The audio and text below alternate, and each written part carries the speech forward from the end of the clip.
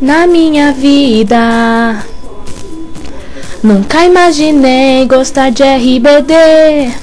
Lá no início, era uma novela passando na TV. Não tem explicações, eu gosto deles e ponto final. Não adianta mais, eles acabando escambau.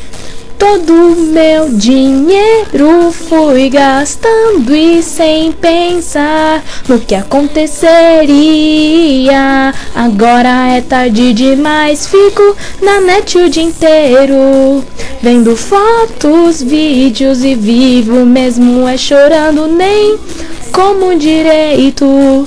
Eu só choro, choro e eles se separando e de repente eu vejo que isso tudo realmente tá se acabando.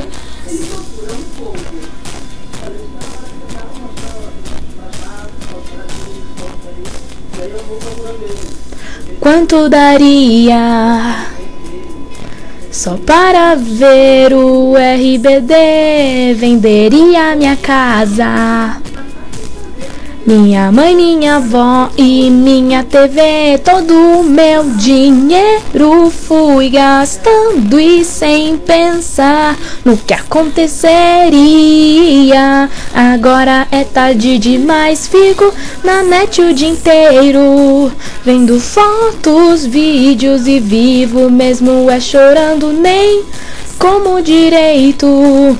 Eu só choro, choro e eles se separando e de repente eu vejo que isso tudo realmente tá se acabando.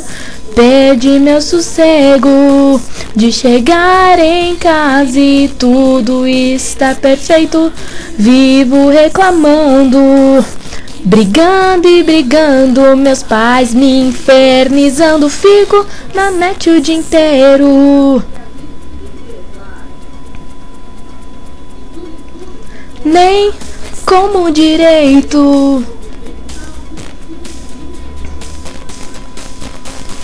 Fico na net o dia inteiro, vendo fotos, vídeos e vivo mesmo é chorando, nem como direito. Eu só choro, choro e eles se separando e de repente eu vejo que isso tudo realmente tá se acabando.